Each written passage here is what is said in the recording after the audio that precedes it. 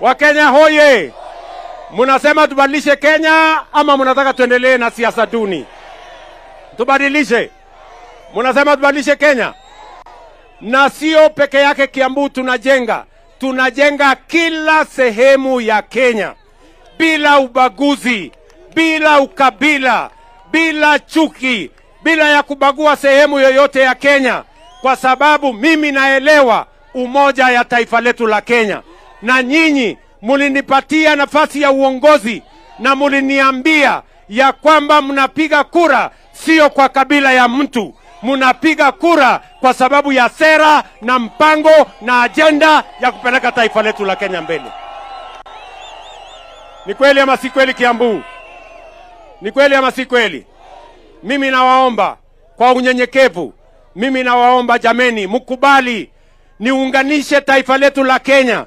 Tuungane pamoja, tuondoe ukabila, tuondoe chuki, tuondoe migawanyiko. Kenya ni moja, umoja ni nguvu, na tutasonga mbele tukiwa pamoja kama wananchi wa taifa letu la moja, taifa la Kenya.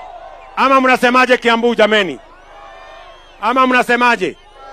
Mnasema tuungane? Mnasema tushirikiane? Tutembee pamoja? Hebu nione wala wanasema tutatembea pamoja watu wa Kiambu. Tumekubaliana? Na mimi nawaomba, kwa sababu mimi najua ya kwamba kazi ya kuendesha taifa ni kazi ngumu.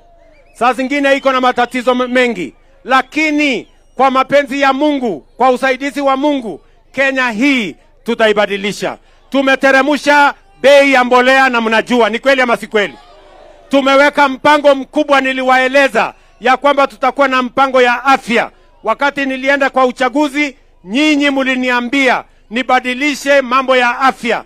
Afya isiwe haki ya matajiri, watu wako na kazi na watu wako na uwezo. Mulisema mnataka afya iwe haki ya kila Mkenya. Ni kweli ama si kweli?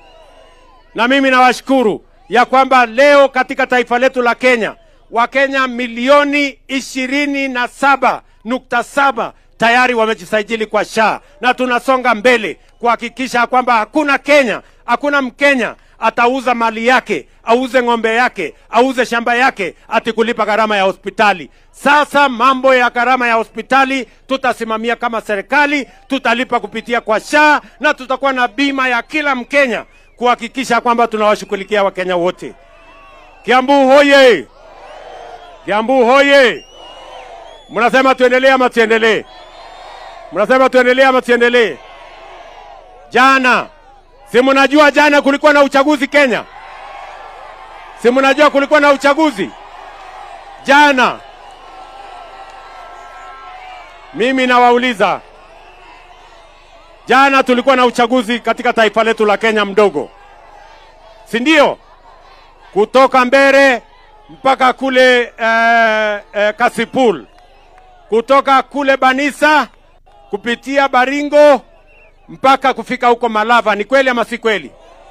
Kati ya viti 7, si ndio, ya ubunge na senate, yote 7 ilishindwa na broad based government. Ni kweli ama si kweli? Ni kweli ama si kweli? Mimi nataka niwaulize, si ndio? Unajua kuna watu Kenya hii wamezoea maneno ya bure. Wakikuja hapa mtawasikia